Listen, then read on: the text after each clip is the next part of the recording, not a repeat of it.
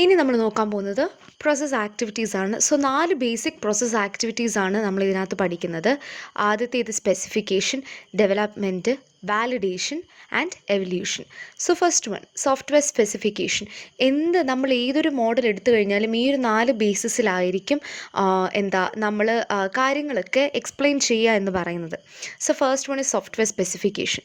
Software specification അല്ലെങ്കിൽ requirement എന്ന് പറയുന്നത് നമ്മൾക്ക് സിസ്റ്റത്തിൽ നിന്ന് എന്താണ് നമ്മൾ റിക്വയർ ചെയ്യുന്നത്, അല്ലെങ്കിൽ യൂസർ എന്തൊക്കെ ഫീച്ചേഴ്സാണ് ആവശ്യപ്പെടുന്നത്, അല്ലെങ്കിൽ കസ്റ്റമർ എന്തൊക്കെ ഫീച്ചേഴ്സാണ് അവരുടെ സോഫ്റ്റ്വെയറിൽ വെക്കാനായിട്ട് ആഗ്രഹിക്കുന്നത്, ഇങ്ങനത്തെ കാര്യങ്ങളും കൺസ്ട്രെയിൻസ് എന്തൊക്കെയാണ് എന്നുള്ളത് ഐഡൻറ്റിഫൈ ചെയ്യുക എന്നുള്ളതാണ് സോഫ്റ്റ്വെയർ സ്പെസിഫിക്കേഷൻ്റെ മെയിൻ പേർപ്പസ് എന്ന് പറയുന്നത്. ഇതിനകത്ത് 3 ആക്ടിവിറ്റീസാണ് നടക്കുന്നത്. ആദ്യത്തേത് requirement, elicitation and analysis. So requirement, elicitation and analysis എന്ന് പറയുമ്പോഴത്തേനും ബേസിക്കലി നമ്മളുടെ യൂസേഴ്സിൽ നിന്നും എന്താണ് നമുക്ക് വേണ്ടത്, സിസ്റ്റം റിക്വയർമെൻറ്റ്സ് എന്തൊക്കെയാണ്. ഇപ്പം ഓൾറെഡി ഒരു എക്സിസ്റ്റിംഗ് സിസ്റ്റം ഉണ്ടെന്നുണ്ടെങ്കിൽ അതിനെ ഒബ്സർവ് ചെയ്ത് റിക്വയർമെൻറ്റ്സ് എന്താണെന്ന് മനസ്സിലാക്കുക, ടാസ്കുകളെ അനലൈസ് ചെയ്യുക, ഇങ്ങനത്തെ കാര്യങ്ങളാണ് റിക്വയർമെൻറ്റ്സ്, എലിസിറ്റേഷൻ ആൻഡ് അനാലിസിസിൽ വരുന്നത്. രണ്ടാമത്തേത് റിക്വയർമെൻറ്റ് സ്പെസിഫിക്കേഷൻ. അനലൈസ് ചെയ്ത് കഴിഞ്ഞ്, അതായത് എന്തൊക്കെയായിരിക്കും നമ്മുടെ റിക്വയർമെൻറ്റ് എന്ന് കുറേ പേർപ്പസസ് കാണും. അപ്പോൾ അതിൽ നിന്നും നമ്മൾ ഷോർട്ട് ലിസ്റ്റ് ചെയ്ത് ഏറ്റവും ഇമ്പോർട്ടൻ്റ് ആയിട്ടുള്ളതും ക്രൂഷ്യൽ ആയിട്ടുള്ളതും ഏതാണ് എന്ന് തീരുമാനിക്കുന്നതാണ് റിക്വയർമെൻറ്റ് സ്പെസിഫിക്കേഷനിൽ വരുന്നത്. So it's basically translating the information that we have gathered into the definite set of requirements. അതിന് നമ്മൾ ഡോക്യുമെൻ്റ് ആണ് ചെയ്യുന്നത്. സോ യൂസർ റിക്വയർമെൻറ്റ്സ് ആയിട്ട്, സിസ്റ്റം റിക്വയർമെൻറ്റ്സ് ഒക്കെ ആയിട്ട് നമ്മൾ ഇതിനെ ക്ലാസിഫൈ ചെയ്യും. മൂന്നാമത്തത് റിക്വയർമെൻറ്റ്സ് വാലിഡേഷൻ. അതായത് ഇപ്പം ഞാൻ ഈ റിക്വയർമെൻറ്റ്സിനെ സ്പെസിഫൈ ചെയ്തു, അത് ഗ്യാദർ ചെയ്ത് കഴിഞ്ഞിട്ട് ഈ ഒരു റിക്വയർമെൻറ്റ് നമ്മൾ വാലിഡേറ്റ് ചെയ്യാണ് ചെയ്യുന്നത്. ഡോക്യുമെൻറ്റിൽ എറേഴ്സ് ഒന്നുമില്ല, കറക്റ്റ് പ്രോബ്ലംസ് ആണ്, കൺസിസ്റ്റൻസ് ആണ് എന്നീ 3 കാര്യങ്ങളായിരിക്കും നമ്മൾ ശ്രദ്ധിക്കാനായിട്ട് പോകുന്നത്. സോ ഡയഗ്രം നോക്കിക്കഴിഞ്ഞാൽ നമുക്ക് മനസ്സിലാക്കാം. റിക്വയർമെൻറ്റ്, എലിസിറ്റേഷൻ ആൻഡ് അനാലിസിസ് ഉണ്ട്. അതിൽ നിന്ന് നമ്മൾ സ്പെസിഫിക്കേഷൻ ചെയ്യും, വാലിഡേഷൻ ചെയ്യും. ഈ വാലിഡേഷൻ കഴിഞ്ഞിട്ടാണ് നമ്മൾ നമ്മുടെ റിക്വയർമെൻറ്റ് ഡോക്യുമെൻറ്റ് നമ്മൾ സെറ്റ് ചെയ്യുന്നത്. അപ്പോൾ റിക്വയർമെൻറ്റ് സ്പെസിഫിക്കേഷൻ എന്ന് പറയുമ്പോൾ ഞാൻ പറഞ്ഞു 2 ടൈപ്പ് ഉണ്ട്, യൂസർ ആൻഡ് സിസ്റ്റം റിക്വയർമെൻറ്റ്സ് ഉണ്ട്. അപ്പം ഈ ഒരു എലിസിറ്റേഷൻ അനാലിസിസിൽ നിന്ന് നമുക്ക് സിസ്റ്റത്തിൻ്റെ ഒരു ബ്രീഫ് ഡിസ്ക്രിപ്ഷൻ നമുക്ക് ഡിറൈവ് ചെയ്യാനായിട്ട് സാധിക്കും. സോ അത്രയാണ് സോഫ്റ്റ്വെയർ സ്പെസിഫിക്കേഷൻസിൽ നമ്മൾ ഡിസ്കസ് ചെയ്യുന്നത്. ഇനി സെക്കൻഡ് എന്ന് പറയുന്നത് സോഫ്റ്റ്വെയർ ഡിസൈൻ ആൻഡ് ഇംപ്ലിമെൻറ്റേഷൻ ആണ്. സോഫ്റ്റ്വെയർ ഡിസൈൻ ആൻഡ് ഇംപ്ലിമെൻറ്റേഷൻ എന്ന് പറയുന്നത് ഇത് ഒന്നെന്നുണ്ടെങ്കിൽ ഡിസൈനിങ് ആൻഡ് നമ്മുടെ പ്രോഗ്രാമിംഗ് രണ്ടും ഒരു സ്റ്റെപ്പിൽ തന്നെ ചെയ്യാം. അല്ല എന്നുണ്ടെങ്കിൽ നമുക്ക് ഡിസൈനിങ് ഫസ്റ്റ് ഇനീഷ്യലിയും അത് കഴിഞ്ഞ് നമുക്ക് ഡെവലപ്മെൻറ്റും ചെയ്യാം. അപ്പോൾ ഈ 2 കാര്യങ്ങൾ ഇങ്ങനെയായിരിക്കും പോകുന്നത്. ഇനി അജൈൽ അപ്രോച്ചാണ്. ഇപ്പം അജൈൽ അപ്രോച്ച് ആണെന്നുണ്ടെങ്കിൽ ഈ ഒരു ഡിസൈനിങ് ആൻഡ് ഇംപ്ലിമെൻറ്റേഷൻ എന്ന് പറയുന്നത് ഇൻ്റർലീവ്ഡ് ആയിരിക്കും. ഇനി സോഫ്റ്റ്വെയർ ഡിസൈൻ ആൻഡ് ഇംപ്ലിമെൻറ്റേഷൻ്റെ ഒരു ഡയഗ്രമാണ് ഇവിടെ താഴെ കൊടുത്തിരിക്കുന്നത്. സോ ഇതിനകത്ത് നമ്മൾ 4 ലെവൽസിലാണ് നമ്മൾ ഈ ഒരു ഡിസൈനിങ് നമ്മൾ ചെയ്യുന്നത്. സോ ആദ്യത്തെ എന്ന് പറയുന്നത് ആർക്കിടെക്ചറൽ എന്ന് പറയുമ്പം ഓവറോൾ സിസ്റ്റം, അതായത് ഒരു സിസ്റ്റത്തിൻ്റെ ഓവറോൾ സ്ട്രക്ചർ, അതിൻ്റെ ഓവർവ്യൂ, കോമ്പണൻസ് ഏതൊക്കെയാണ് അല്ലെങ്കിൽ മോഡ്യൂൾസ് ഏതൊക്കെയാണ്. നമ്മൾ യൂണിറ്റ് ടെസ്റ്റിങ്ങിൽ പറഞ്ഞ സമയത്ത് പറഞ്ഞിരുന്നു ഓരോന്നിൻ്റെയും ഇൻഡിവിജ്വൽ മോഡ്യൂൾസ് എങ്ങനെയൊക്കെയാണെന്നും അതിൻ്റെ റിലേഷൻഷിപ്പ് എങ്ങനെയാണെന്നും. അപ്പോൾ ഓവറോൾ ഒരു ആർക്കിടെക്ചറൽ ഒരു ഇലിസ്ട്രേഷനാണ് ആർക്കിടെക്ചറൽ ഡിസൈൻ കൂടെ നമ്മൾ ഉദ്ദേശിക്കുന്നത്. ഡേറ്റാബേസ് ഡിസൈൻ, ഇപ്പം ഞാനൊരു ലോഗിൻ രജിസ്റ്ററോ അങ്ങനത്തെ ഒരു കാര്യം ചെയ്ത് കഴിഞ്ഞാലും നമുക്ക് നമ്മളുടെ ഡേറ്റാബേസിൽ ഈ ഒരു ഇൻഫർമേഷൻ വേണം പോയി വാലിഡേറ്റ് ചെയ്യാൻ. അപ്പോൾ ഏതൊക്കെ ഡേറ്റാ സ്ട്രക്ചേഴ്സാണ്, എങ്ങനെയാണ് നമ്മൾ ഡേറ്റാബേസിൽ റെപ്രസെൻറ്റ് ചെയ്യേണ്ടത്, ഏതെങ്കിലും എക്സിസ്റ്റിംഗ് ഡേറ്റാബേസ് ഉണ്ടോ, അത് റീയൂസ് ചെയ്യണോ, പുതിയത് ക്രിയേറ്റ് ചെയ്യണോ, ഇത്രയും കാര്യങ്ങളൊക്കെ നമുക്ക് ഡേറ്റാബേസ് ഡിസൈനിൽ നിന്ന് നമുക്ക് കൺക്ലൂഡ് ചെയ്യാനായിട്ട് സാധിക്കും. അടുത്തത് ഇൻ്റർഫേസ് ഡിസൈൻ. ഇൻ്റർഫേസ് ഡിസൈൻ എന്ന് പറയുന്നത് നമ്മളുടെ ഓരോ കോമ്പണൻസും യൂസറായിട്ട് ഇൻട്രാക്ട് ചെയ്യുന്നതിൻ്റെ ഇൻ്റർഫേസോ അല്ലെങ്കിൽ പരസ്പരം ഇൻട്രാക്ട് ചെയ്യുന്നതിൻ്റെ ഇൻ്റർഫേസസ് ഡിസൈൻ ചെയ്യാം എന്നുള്ളതാണ് ഇൻ്റർഫേസ് ഡിസൈൻ.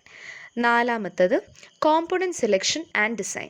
അതിൽ നിന്ന് എങ്ങനെയാണെന്ന് വെച്ച് കഴിഞ്ഞാൽ ഇപ്പോൾ നമ്മൾ ഏതൊക്കെ കോമ്പണൻസ് ആണ് എടുക്കേണ്ടത്, അത് റീയൂസബിൾ ആണോ അല്ലയോ, അതിൻ്റെ ഡിസൈൻ എങ്ങനെ ചെയ്യണം, പുതിയ കോമ്പണൻസിനെയാണോ പഴയ കോമ്പണൻസിനെ എടുക്കണോ, ഇത്രയും കാര്യങ്ങളായിരിക്കും നമ്മൾ ഈ 4 കാര്യങ്ങളാണ് നമ്മൾ സോഫ്റ്റ്വെയർ ഡിസൈൻ ആൻഡ് ഇംപ്ലിമെൻറ്റേഷനിൽ നമ്മൾ ഡിസ്കസ് ചെയ്യുന്നത്. സോ ഇവിടെ നമുക്ക് നോക്കാം, ഡിസൈൻ ഇൻപുട്ട് ഉണ്ട്, design activity and design output ഉണ്ട്. ഡിസൈൻ ഇൻപുട്ടിൽ പ്ലാറ്റ്ഫോമിൻ്റെ ഇൻഫർമേഷനും എന്തൊക്കെ റിക്വയർമെൻറ്റ്സ് ആണ് നമ്മൾ ഫസ്റ്റ് സ്റ്റെപ്പിൽ നിന്ന് ഗ്യാദർ ചെയ്തതെന്നും ഡേറ്റയുടെ ഡിസ്ക്രിപ്ഷനും ആയിരിക്കും നമ്മൾ കൊടുക്കുന്നത്. ഈ 4 ഡിസൈൻസിൻ്റെ ഇൻ്റർകണക്ട് ചെയ്തായിരിക്കും നമ്മളൊരു കൺക്ലൂഷൻ ഡിറൈവ് ചെയ്യുന്നത്. അപ്പം with respect to architecture, database, interface and component നമുക്ക് ഡിസൈൻ ഔട്ട്പുട്ടും കിട്ടാനായിട്ട് സാധിക്കും. അടുത്തത് വരുന്നത് സോഫ്റ്റ്വെയർ വാലിഡേഷൻ. സോഫ്റ്റ്വെയർ വാലിഡേഷനിൽ നമ്മൾ 2 ടേംസാണ് പഠിക്കുക, verification and validation. So verification and validation ഇത് രണ്ടും നമ്മളുടെ കസ്റ്റമർ നമ്മളിൽ നിന്ന് എന്ത് എക്സ്പെക്റ്റ് ചെയ്യുന്നു, അത് സാറ്റിസ്ഫൈ ചെയ്യുന്നുണ്ടോ ഇല്ലയോ എന്ന് എൻഷുർ ചെയ്യാൻ വേണ്ടിയിട്ടുള്ള 2 കൺസെപ്റ്റ്സാണ്. സോ ടെസ്റ്റിംഗ് എന്നൊക്കെ പറയുന്നത് നമ്മളൊരു ടെസ്റ്റ് ഡേറ്റ വെച്ചിട്ട് ടെസ്റ്റ് ചെയ്യുന്നതൊക്കെ വാലിഡേഷൻ ടെക്നിക്കിൽ വരുന്നതാണ്. സോ വാലിഡേഷൻ്റെ കൂട്ടത്തിൽ തന്നെ നമ്മൾ റിവ്യൂസും ഇൻസ്പെക്ഷൻസും കാര്യങ്ങളൊക്കെ ചെയ്യുന്നത് നമ്മൾ സോഫ്റ്റ്വെയർ വാലിഡേഷനിൽ വരും. ഇനി ഇത് കഴിഞ്ഞിട്ട് ഈ സോഫ്റ്റ്വെയർ വാലിഡേഷന് കീഴിലുള്ള 3 സ്റ്റേജസ് എന്ന് പറയുന്നത്, ആദ്യത്തേത് കോമ്പണൻറ്റ് ടെസ്റ്റിംഗ്. കോമ്പണൻറ്റ് ടെസ്റ്റിംഗ് എന്ന് പറയുമ്പോഴത്തേന് നമ്മൾ നേരത്തെ പറഞ്ഞ പോലെ തന്നെ ഓരോ സിസ്റ്റത്തിൻ്റെ ഏതൊക്കെ കോമ്പണൻസ് ആണ് എന്നുള്ളത് നമ്മൾ ഇൻഡിപെൻഡൻ്റ് ആയിട്ട് ഐഡൻറ്റിഫൈ ചെയ്തിട്ട് അതിനെ നമ്മൾ ഇൻഡിവിജ്വലായിട്ട് ടെസ്റ്റ് ചെയ്യുന്നതാണ് കോമ്പണൻറ്റ് ടെസ്റ്റിങ്ങിൻ്റെ കീഴിൽ വരുന്നത്. ഇനി അടുത്തത് സെക്കൻഡ് സ്റ്റേജ് എന്ന് പറയുന്നത് സിസ്റ്റം ടെസ്റ്റിംഗ്.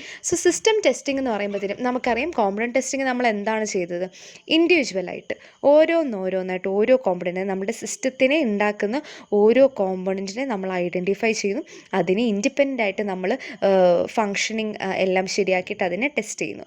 സിസ്റ്റം എന്ന് പറയുമ്പം ഇതിനെല്ലാം കൂടി ഇൻറ്റിഗ്രേറ്റ് ചെയ്ത് ഒരൊറ്റ സിസ്റ്റമായിട്ടായിരിക്കും നമ്മളിതിനെ ടെസ്റ്റ് ചെയ്യുന്നത്. അതാണ് സിസ്റ്റം ടെസ്റ്റിൻ്റെ കീഴിൽ വരുന്നത്.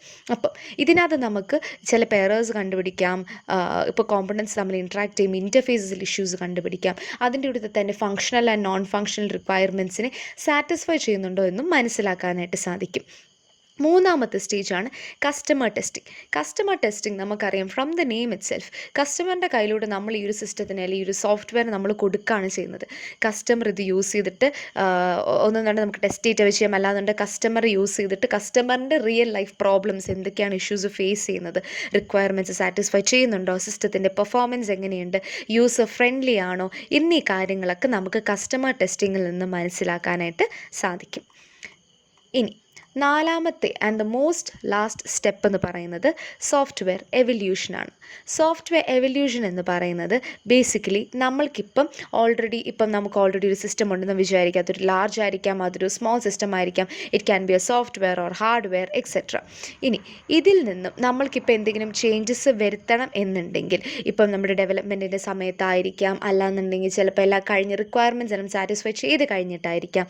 അപ്പം എന്തെങ്കിലും ഒരു ചേഞ്ചിനെ ഇതിന് എന്നുള്ള പറയുന്നത് അക്കോമഡേറ്റ് ചെയ്യാനായിട്ട് സാധിക്കണം. സോ ആ ഒരു വിത്ത് റെസ്പെക്ട് ടു ചേഞ്ചിന് ഇത് എവല്യൂഷൻ നടക്കുന്നത്, ആ ഒരു സംഭവത്തിനെയാണ് സോഫ്റ്റ്വെയർ എവല്യൂഷൻ എന്ന് പറയുന്നത്.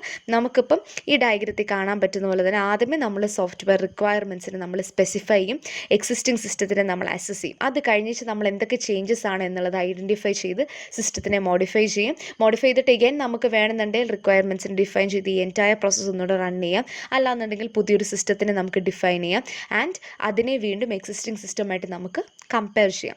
സോ ഇത്രയൊക്കെയാണ് ഈ 4 ആക്ടിവിറ്റീസിൻ്റെ കീഴിൽ വരുന്നത്.